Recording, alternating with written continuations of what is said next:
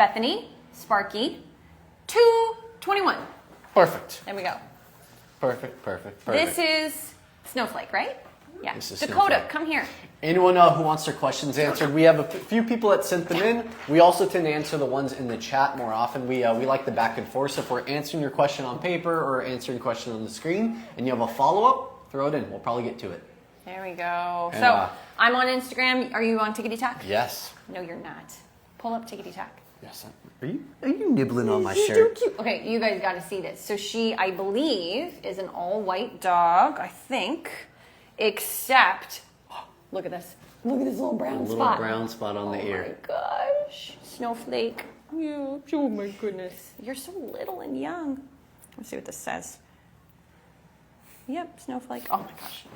Perfect name.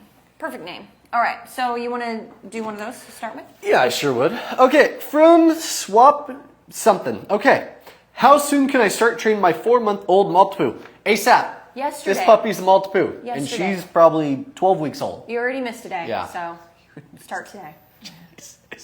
You guys have so many different options. One, because we have to say it, because it's the best program out there. We have our online school. You guys can definitely jump in. We're always open enrollment. You guys can. We have a ton of great videos for you guys to check out, and it all kind of follows the life cycle of your puppy's maturity over the next few months. Yep. That's always our recommendation. Because it changes. Yes, you get to work with us. All right. Oh, look at those yawns. She's cute. But yeah, I mean, you have come, play, sit down. Just start kind of looking at your basics. One of my big recommendations for little puppies is teach a food lure. One of the things that a lot of people do is they move really quick with their puppies. Get on the ground with your pup, hands and knees, and have their, like, maybe not hands and knees, but knees. Have their meal in your pouch. Grab a handful of kibble. Draw them across your body, say their name, show them the food, kind of slowly draw them across. As they start following it, good, open the hand, let them eat it out. That's basically what you're doing in the beginning. You're just starting to teach them to look to you guys for a response. As you evolve that and layer onto it, you could teach come, you could do place, which is teaching them to go to a designated area on command. You have a lot of different options with a pup. My top go-tos is what he said, just follow me around and you get food. And then targeting place. So do a cot in the beginning. That I think that's the best thing to do. You can take the legs off when they're this size and then put the legs back on when they're full size. So targeting a cot, waiting at thresholds through body language, not sit in food if they're not motivated yet. Well, of course, a 4-month-old will be fine. You can do food as well, sit in food. And stop focusing so much on stay. Do your crate and your door thresholds. Do follow me or come work. You know, they're kind of interchangeable. And start targeting place, and just don't spoil them and get them excited and not calm them back down. And man, you do that and you're golden, you know? I'm jumping on the stay bandwagon. That is the worst command to teach a young puppy. The most common thing I see is first. Yeah, first. In the very beginning. Sit, yeah, in the beginning. Stay. Come. Yeah. It's not. They don't understand the stay. You first have to teach them just to wait and like actually understand how to respond to your commands. They'll be pretty good at it the first few weeks, and then you'll start to see as they start to get into adolescence, those stays will become suppressive and they'll want to bust out of them. And you're like, oh man, where did that come from? And now you're not following me on a walk. Why won't you listen to me on a walk? And it's like, we just want to make sure you're shaping. You want to, when they're puppies, when they're 5 months and younger, sometimes 4 months and younger, you've got, they're in like a play drive. Kind of mode. That's like their temperament at that age. It's all play. And so play with your dogs properly. Teach them a good drop it, do some blocking with thresholds, and then just let them follow you around and it'll be good. Perfect. I've got a question that came in already. Let's see. I'm dying to become a dog mom. My husband and I work full time. I'm eyeing a mini Schnauzer. Schnauzers are tough, just a heads Very up. tough. After a few days, because if this is your first dog, only if you have your heart set on a Schnauzer should you get a Schnauzer. But make sure you want to get a Schnauzer because you know that their job in life is to kill small animals. Like that's what they're bred to do. And they tend to be intense. They can be very dominant. They can have a very tough adolescence. So you've got to really admire them for that and be ready to work with that. If that's not why you want a Schnauzer, then I would suggest another breed for a first time. To give you an idea, a dog mom. Schnauzer play look looks like most other dogs when they're getting ready to fight. That's like their standard play stance. They're so true. dominant and tough. That's true. We never have a Schnauzer go through here that doesn't go through an aggression period with play and a dominant period. Yeah. Like never. Like I cannot remember a Schnauzer that... If it was really young, like 10 weeks old, maybe. I don't care. Maybe. Okay, after a few days of training, would I be a terrible pup parent if I left them home from 7 a.m. to 4 p.m.? If they are not in... Yeah, kind of. Yeah, sorry, yes. There's a proper setup you can do, but you're still limited by a certain amount of time, even with that proper setup. There are some exceptions, like if you're building an outdoor dog that's going to have an outdoor job, that is an exception. I say that because 100 years ago, my family bred Aussies, and they were family Aussies. They did a little bit of work on the farm, but not hardcore herding, just a little bit. And that was different. But they were also around other dogs too, and so they had some of that. They weren't just alone for that long a period of time. They have their pack. They have their pack. Now, here's an exception. My parents purposefully have a large breed poodle mix right now that protects the property. So he has been free on the property. Part of it is fenced, part of it is not. So there's a whole thing that we went through, me helping them kind of figure that out for safety and for other things. And that's his job. I mean, he's good at it. He's not like a protector in the sense that he would bite someone unless they really challenged him because... It's got some poodle in there, right? Because somebody did. But it's a family member. Anyway. Not every poodle's friendly. He protects the property. And that was his job. And so literally my parents would go to work for hours and hours and hours. And he would, as a puppy, sunbathe and mess with the cats a little bit, chase them up the trees. And they got home, they would play some ball, do a little obedience training, and but that really became his job. And he takes it very seriously now. He kills groundhogs. He goes groundhog hunting every day. Most dogs don't have that, and so my point is that yes, there's a workaround. But when the dogs don't have that, and they're in a pen, in the house, in the garage, all day long for that long period of time, I personally, I can't tell you what to do, but it's not something I would advise. And I would, at least not in their first 3 to 5 years of being alive. You know, There's not very much mental enrichment happening during that time. Yeah. It's a little unfair. Yeah, it's a little unfair. And so, I think I'm just going to leave it at that. There's lots of things you can do. You can get 2 potty dog walkers, come twice a day, 15 minutes, do a little play, do a little enrichment, a potty, and leave. Family members, the 16-year-old next door that you trust and wants a job. There are things that you can do. So Rover. Did you mention Rover? No, I didn't. They have a service where they literally come in, take your dog out for a potty, give them like 5 minutes, 10 minutes of play, put them back in. Just don't let them watch your dog at their home. I'll just leave it there. Okay. Wait. No, I have one too. Oh, okay. Go ahead. On TikTok. Tickety-tack. Yep. I have a 10-week-old puppy, Mini Dachshund. How do I get him to stop crying when he doesn't see me? Bethany, go. Man. Okay. So here's the thing. Can you just watch last week's? Or the week before, or the week before, the week before, the week before. No. So here's the thing about... We're joking, but... Kind of. So here's the thing about actually the Mini Dachshund last week, that was not an issue that they had. It's just we always kind of go, because it's such a common issue with that breed. It's really tough. It's really tough. It's like the way they're being bred, they're really popular, so I don't know if that's where the overbreeding is coming into play, but it's been a really common issue in the last handful of years. 90% of the Dachshunds we get have this issue. To a point where it reaches severe separation anxiety within a few weeks. How old is this one?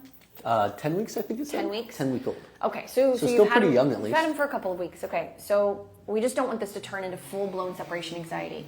So if I'm you, and I know this about the breed, I know that this is a common problem, like Malteses, for instance. I always tell people who get a Maltese, do all your research on preventing separation anxiety. I'm going to tell the same thing to you.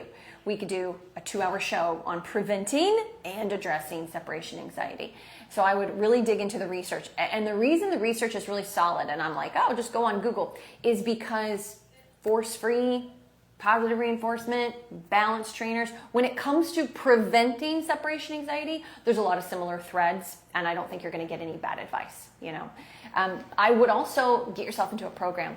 So dogs that are insecure about people coming and going, about being in sight, being out of sight, They need structure. They need to know what's next so they can have that context and that expectation. Like potty training. It's like, you're going to go out your first 2 weeks with me. I'm going to take you out every hour and a half, no matter what. Even if you have an accident in crate, I'm going to take you out every hour and a half so you can depend on that and eventually learn to hold it. Sorry, my nose is itching. There's so many dogs in here. So it's the same thing with getting on a schedule. So potty schedule, work schedule, play schedule, pet schedule. I mean, be really diligent about it, because you don't want to do this right before you put them in crate, and you don't want to do this right when you take them out of crate. So everything I would really schedule out. That would be my biggest bit of advice, and you know, really consider getting into a program. We do have a good one that addresses these things. We have videos, 20-minute videos that address these things before you even get started with the active work. But I would definitely dig into that. My biggest thing would be, don't baby the dog, and start hand feeding food, not like, oh, good boy, but like, come, good, payment, place, good, payment. You know, really start hand feeding all of their meals for the next few weeks so they see you as, you know, someone working with them, not just the soft, mushy new companion, you know. What you pet is what you get. Yeah. You pet with affection, you get affection. Yeah. But remember, you start losing your believability too. Yep, you pet excitement, you get excitement. And there's always some exceptions to that. I definitely have seen some dogs, Willow, that corgi, yep. She actually needed physical reassurance, not just verbal. Like touch? Like yeah, actual comfort, touch. pressure? Yep, because she would get so stressed in situations. And I would be like, hey, you're fine. And she'd be like, thank God. She's like, okay, we're good. Thank God, I'm okay. Breath out. Thank God, you know. But it's unusual. It's unusual that physical reassurance helps the dog rather than hurts what you're trying to accomplish. So just keep that in mind. You want to exude calm confidence. And so the way that you interact with your dog, when you interact with your dog, you're training 24/7, whether you like it or not. Just like if you're a parent of a child, you're parenting 24/7, whether you like it or not. You know, it's the same concept. So, yeah. I got 2 more questions that are very similar. Okay. From Jules, any tips on how to efficiently Can you train? pause for just a second? She's doing good, but I think she's had it, and I think she's like, I'm getting really bored by this, and I don't want to push her. The pets feel good until they don't. She's so cute. The next step would have been her starting to nibble on Bethany. She's getting stiff and trying to like explore, and I don't want to just sit here and hold her back, you know? Suppressing creates frustration. Yeah. Without direction. From Jules, any tips on how to efficiently train a 7-month-old to be able to be alone for several hours? Crate training, structure schedule. Yep. So, and we're tying all this into what we just said, just FYI. Lillian, can I leave my 10-week-old puppy alone in his crate? Please. Yeah, definitely. Walk away. Wait, send person. He's sleeping from 11 to 6 p.m. Or sorry, 11 p.m. to 6 a.m. Oh, that's great. That's great. Hibernation is a little bit different than the daytime though. So if you're getting 8 hours overnight, you'll probably get like maybe 2, maybe 3 in the daytime. 8 hours is pretty good though. You're probably following a good schedule. It's very different training your dog to go to a space and relax when 7 it's hours. daylight versus nighttime. So, Sorry, but that's a good 7 hours, start. not 8. That's a good start. Okay, Can I go? Yes, you can go. All right, so I've got one here that I think will be quick, and then I want to get to these right here. You'll see what I mean in a minute. Okay. I'm fine. Had a good morning. I'm fine. All right. Eliza says, is it a good idea to hand feed, like you say, from day 1 if they're used to having 3 meals a day with the breeder? I don't want to upset his stomach. I'm really glad you asked this because sometimes we don't have time for all the context in the world, and I'm really sorry about that. So I'm glad that you basically asked me to clarify myself in a nice way. Oh, sorry, I hit my mic. So you are sticking, to the best of your ability, to the 3 meals. You're just hand feeding them at the same time as you would giving a bowl. Now, if there are no potty issues, if I'm not getting the runs, I'm not getting diarrhea or anything like that, yes, sometimes I will mess up the feeding. I'll feed more throughout the day, just depending on what I'm doing with the puppy. But this is, I want you to, be in my brain for a second. So let me try to be super specific. Puppy usually gets food when they first get up. So I'm going to get up and I'm going to do our relationship exercise, which is a come type of exercise. And I'm half asleep. I'm not a morning person. And no amount of coffee changes that. So I'm going to do just handfuls of food, come, handful of food, come, handful of food. They get really good at it. They're just staring at me. come, break, handful of food on the floor while I saunter across the room or across the yard. Wait till they eat up the last piece of kibble. Come, yay, good, here you go. All right, that's my morning. Now, I am going to do another training session later when I'm awake, and I'm gonna just use one piece of kibble at a time. And if they eat wet food, because they're so young, if I put water in their food to make it spongy or whatever the case is, I'll adjust for that. I'll wear a glove if they're eating, food for dogs or raw food or something like that. I'll still do the same thing. And now they have these pouches. Like you can put the raw, I don't know why not. Pouches? What do you mean pouches? You can take a dog, you can buy the pouches, first of all. I don't know if they're healthy, but you could also just take the dog's wet food and put them in a pouch, like what a baby eats, and you can just squeeze it out into their mouth. Oh, for treats. It's super handy. Oh, super handy. I like that. But there is something to be said for hand feeding. Okay, so there is different. It is different. So in the beginning, to build that I work for food, so sorry, just to go back to what I was saying. So let's just say it's a piece of kibble. Or my dog's not as hungry, so I'll do a treat that's literally like the tip of my nail. Not even my whole nail. Like just a taste. And I'll work on place good, a taste that you lick off my finger. Let's go, place good, 30 repetitions of tiny, tiny bits. See how their system does. If they'll take kibble, to use kibble. But the kibble that I use for that training session, I'll take out of my midday meal. Then my midday meal, maybe I'm just going to work on feeding and crate. So crate, wait for food bowl, you get to eat all that up. I do that 3 times. So I split the food into 3. That's working for food, okay? And then, so you get the gist, right? So it's not that I'm using all these treats. It's not necessarily that I'm spacing a ton of food all throughout the day. They're still getting bulk of the meal, bulk of the meal, bulk of the meal, and just like a little bit here and there. And if their system is doing good and there's no issues after a few days, and you don't got to worry about it, and you can do what's comfortable for you. Also, after a week or 2, I suggest going down to, as long as there's no other issues, hand feeding once or twice a day, and then you can just use their kibble for training, and then they eat the rest out of a bowl, so you can kind of transition. Did you mention using a leash for that morning routine? Well, that's not what she asked, but yeah, we use a leash for almost everything. He uses it for everything. I use it for almost everything. For the morning one, I like a 10-foot leash though, because I like to wrap it around my waist and tie it off, so it kind of gives your puppy like 8 feet to move around you. And yeah, for your waist. Everybody else, get a 15-foot leash. Get a 15-foot leash. All right. Okay. I have a whole conversation going on TikTok right now. Oh, do you? Yeah, about the Dachshund. Well, someone else said, I have a 3-month-old Dachshund, goes crazy barking at other dogs during walks already. Yeah. Do you have something you want to add for that one? So not in crate. Well, but now, I don't know the age. If it's a dog under 6 months old, I would say 3 months. 3-month-old Dachshund. That's already barking at other dogs? Yeah, that's crazy. You're in trouble. You're in trouble. Okay, you need to get on it. Do you know what Dachshunds are bred for? Well, you have the mini version of that. It's still a Dachshund. They literally dig holes underground, grab badgers by the throat, and pull them out. Man, I'm just on fire today. I usually am the one who says it. You kind of took my fire right there. And so, anyway... You need to go fulfill that. Go find yourself a farm. No, I'm just kidding. Go find yourself a hole for your Dachshund to go into. That's what Bethany's preaching to you. Let them kill small animals. No. That's not what I'm saying. But what I am saying is... Don't save this one, Ricky. Yeah, maybe this isn't one for the recap. Oh, boy. Josh, make sure you take that one clip and blast it out so we can get the type of feedback from TikTok that we've been wanting. Maybe we should tag some of the people. Tag some of these people, yeah. That I'm about to get into in like 5 minutes. Okay, so anyway, what you do need to do, I want to be real quick about this because I need to get to some of these, is I need you to get serious about play.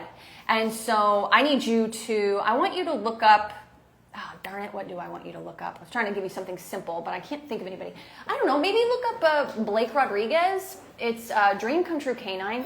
He's really into TWC right now, which is training without conflict. And it's a lot of play stuff. Now, I don't want you to go all hardcore TWC. I mean, you can if you want to. But what I really want you to be able to see is a trainer that's really focusing on how to play. Like break, get it, and then out, they drop it in an instant. You know what I mean? Like you really get that relationship where you're letting them be drivey and then you're also controlling that drive very crisply, very effectively. But then I need you to make sure you're stopping at all your thresholds. I need you to make sure that when you go at, and this is at 3 months old, I need to make sure that in your front yard or in front of your building or in your hallway of your apartment building, that you can turn, say, let's go, and your dog follows you when they see people, not dogs, but people, and a piece of food. Like, is that crisp and clean on a loose leash, or are they everywhere and not focused? Because then you've really got to focus on your fundamentals. Feel free to check out our online school too. That's what I would start with. Most of our walk training starts in the home. Yeah. Hallway, living room, around the living room, make a track of your home. Yep. And then backyard, front yard, Yep. driveway, sidewalk. Like Bingo. that's my order. Yeah. Order of operations. Yeah. And we'll use like different tools on a dog. I've got no problem with that. But if I'm going to go for a hike with my crazy little 3-month-old because they need the outlet, I'm going to put them on a harness and I'm going to let them explore and just regularly recall them throughout. Dakota, no? Your dog is broken. She can't settle. Down. Yeah, you're right. That's because of my... It's because of the she's box all- right there. Oh, is it because of the box? You can't lay on the box. Oh, that was the noise. Oh, okay. I've got a giant German Shepherd in here and a Border Collie.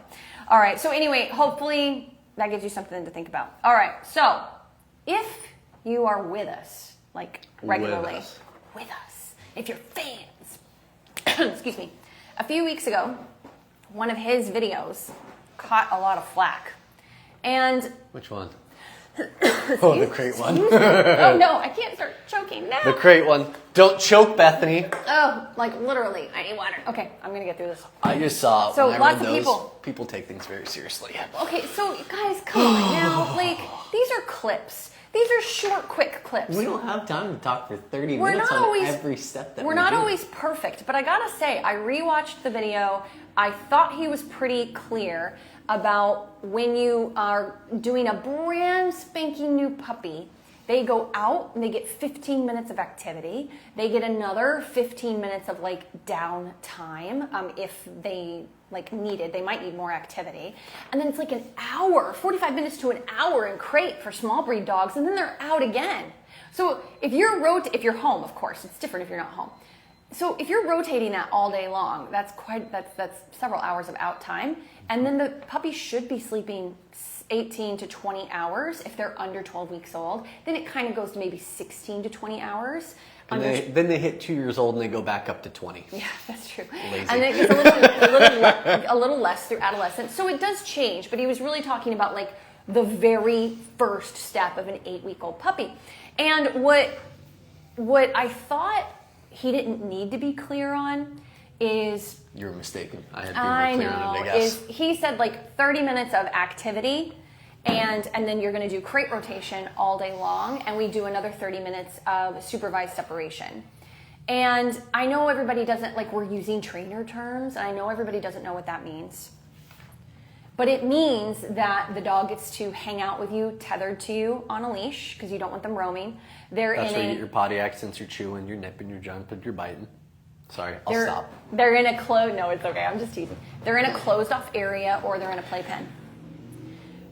Luckily, all of the really smart people in the comments who were like, oh my God, only 30 minutes out of crate, this is torture. Luckily, we didn't have to do a thing. Other people, with a brain, other people responded to them for us, and they were like, that's not what they meant that, he meant this, he meant this, he meant this. And so I was like, okay, I'm not gonna address any of the crazy, but we got some new crazy. So here's the thing, I'm teasing. Social media is a really good place We don't get mad at our watchers. We get frustrated. Not usually. Frustrated. Well, but also we are reflective and self-reflective, and it's like, how could we have communicated that better as well? And so we are not just abusing these people. We are also like, how can we make sure that every time we communicate that schedule, that we're clear, a little bit more clear on that? At least I am. I don't know about you. Are you reflective at all? Self-reflective? I'm actually probably more self-reflective than you are, I feel. I'm the one who sits on things for 2 months thinking about it. That's only after I've argued with you about it for an hour. I know, and I had to lose the argument, but then I self-reflect for 2 months. It's true. I do make huge improvements off self-reflection. He's like a big girl. Okay.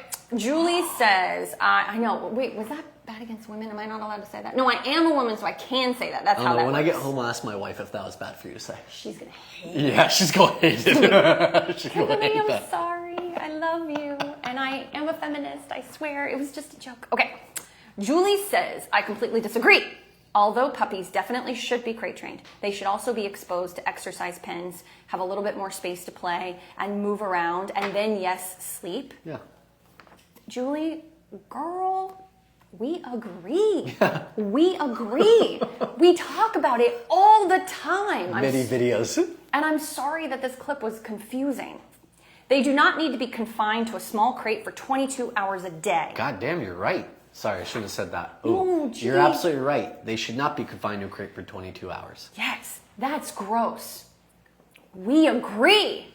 Girl, thank you for being on our team. Do I get to do that? Girl. No. Do I get to do that too? You No. said I'm one of the girls now. Yes, you act like Oh. Okay. I don't know if that went my way. Oh my, not my puppy. 3 months is so full of energy. He needs outdoor play, training games. Agreed. He takes lots of naps, but 30 minutes outside of the crate just seems nuts. 30 minutes a day? Like, come on. A day? Did she say a day? Well, that's what she implied. 30 minutes outside of the crate seems nuts. Didn't someone tell you, like down below, that that's like rotated all day long, and and you add on separation, supervised separation to that, where they can calm down, learn to be chill with you, so they're out. The 30 minutes is activity. If you are doing more than 30 minutes of active training with your 3-month-old puppy, your dog's in the ground. You got a problem. Yeah. You're overstimulating your dog, and you're making them nutso. And I mean that in the sweetest way. Speaking of sweet. Sweet Pea says, I got my puppy at 10 weeks old. All of her time is out of crate unless I needed to leave her when I would crate her. She's 8 months now. Pack the crate away. We no longer need it, whether I'm home or not. That's nice. Great. Some people have a really good experience with it. My That's great. first dog, Cheyenne, I did crating for maybe a few weeks in the very beginning. She got used to it. Used it when she was like 9 years old again, when we got a second dog and wanted them to be safe together. Yeah, awesome. Everyone has a different experience. We love that for you. Out of my 4 dogs, I've got 2 out of the 4 that are still crated. Yeah, not every dog needs it. We just recommend it in the beginning for every dog for structure, potty training, and boundaries. Yep. And I've come across lots of dogs where I'm like, nope, you're good. We can wean off of crate. But if you start with no crate and then you need crate, you are going to be in trouble. So you want to start a certain way, make sure they're getting the rest that they need, the potty training they need, the structure they need, and then adapt to the dog that you're given. Like it is our job to prevent all the insane bad behaviors. I mean, have you looked at the shelters lately? Also, can I just say that, and I'm gonna do this in 60 seconds because we gotta go. Can I just say that I was just watching a trainer that I really admire, that I've learned a lot from the other day. And he was really bashing food work, big time, really bashing food work. He has a totally different style, but he's very talented, and I've learned some things from him. He could learn a few things from me too. And then I start to really look at where he lives and where he trains dogs. And it's like in the woods. Oh, I do. And it's like very rural versus urban. His busy area, there is not a building over 2 stories anywhere. And you gotta understand, we work with dogs in the city, and it is tough, and they feel bombarded by the noise, the pollution, the people, the territorial dogs, and the big one that people don't think about, we don't even talk about this that much, we talk about it more, the buildings that tower. Yeah. When you have a reactive dog, when you have a dog that's struggling in any way, and you go outside and it's not a park, like Central Park that's surrounded by buildings, or here where you've got just buildings everywhere and road noise and I have to shout because I can't hear anybody because of the freeway. But you look around and it's like, well, how do you think the dog feels? The open. It's so different. So there are different techniques that are going to work with different dogs in different places. And I hope you guys will take that into consideration about us. We work with people in apartment buildings. We work with people that live on the beach and have 0 yard and are surrounded by dogs that are barking at them like crazy. I mean, it's just going to be different. So I hope you know that about us when you take advice from us, that we literally are working dogs in one of the most difficult areas in the world. Hong Kong, downtown LA, New York City, baby. That is where we're giving advice to people. And I just hope that you'll take that with a grain of salt. Sometimes if you're like, whoa, that's really intense for me, do the intense and then don't need it and loosen up and you'll have the best dog ever. You got anything to add to that? Nope, nada. Bye. Bye guys, see ya. Told you I was on a roll today. Wait, we gotta do thumbs for this one. Oh, now the wait. On a roll.